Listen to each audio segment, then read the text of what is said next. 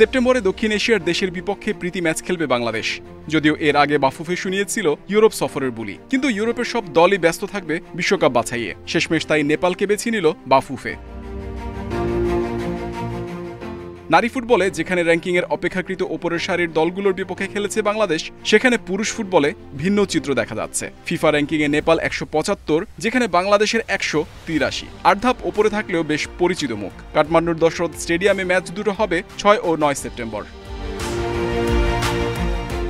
নেপালের বিপক্ষে ২৪ বারের দেখায় বাংলাদেশ জয় পেয়েছে ১৩ ম্যাচে। তবে ৩ বছর আগে সবশেষ সাক্ষাতে জামাল ভুঁইয়াদের হারতে হয়েছিল ৩-১ ব্যবধানে। হামজা চৌধুরী, সমিত সোম আসার পর বাংলাদেশের শক্তির পরিধি বেড়েছে। যদিও এশিয়ান কাপ বাছাইয়ে গেল মাসে ঘরের মাঠে সিঙ্গাপুরের বিপক্ষে হারতে হয় ২-১ ব্যবধানে। ২ ম্যাচ শেষে ১ পয়েন্ট নিয়ে টেবিলের ৩-এ আছে বাংলাদেশ। বাছাইয়ে হামজাদের পরের ম্যাচ দুটো ৯ ও ১৪ অক্টোবর হংকংয়ের বিপক্ষে। এর প্রস্তুতির মঞ্চ হিসেবে সামলাতে হবে নেপালকে। বাফুফে সেপ্টেম্বর উইন্ডোতে বাংলাদেশ জাতীয় ফুটবল দলকে ইউরোপের দলের বিপক্ষে খেলাতে চেয়েছিল। সেপ্টেম্বর উইন্ডোতে অধিকাংশ বিশ্বকাপ বাছাই এবং অন্য দেশগুলোর প্রতিপক্ষ আগেই নির্ধারিত হওয়ায় এশিয়ায় মনোনিবেশ করে বাফুফে।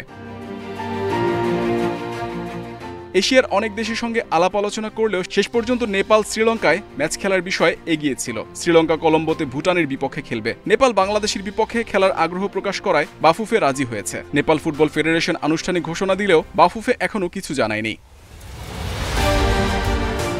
বাংলাদেশের এশিয়ান কাপ বাছাইয়ের পরবর্তী ম্যাচ ঢাকায় ৯ অক্টোবর হংকংয়ের বিপক্ষে। হংকংয়ের ফিফা র্যাঙ্কিং ১৫৩। উঁচুসারির দলের বিপক্ষে বাংলাদেশ প্রস্তুতি সারবে ১৭৩ র্যাঙ্কিংয়ে থাকা নেপাল ম্যাচ দিয়ে। এমন প্রতিপক্ষের সঙ্গে খেলে এশিয়ান কাপ বাছাইয়ে বাংলাদেশের কতটুকু উন্নতি বা কার্যকর হবে সেটাই প্রশ্ন।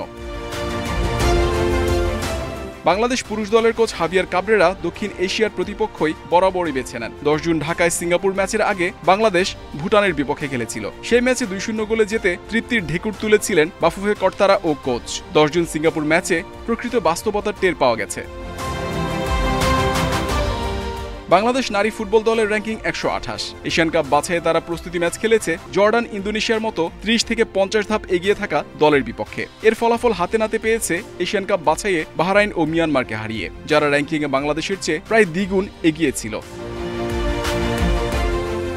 নারী ফুটবল দল যেখানে এগিয়ে থাকা দলের বিপক্ষে খেলছে প্রতিনিয়ত, সেখানে উল্টো পথে পুরুষ ফুটবল দল। কোচ কাবরেরা ও বাফুফে ঘুরে ফিরে প্রীতি ম্যাচের জন্য মালদ্বীপ, ভুটান ও নেপালকে পায়। দক্ষিণ এশিয়ার গণ্ডির বাইরে খুব একটা যান না কোচ হাভিয়ার কাবরেরা।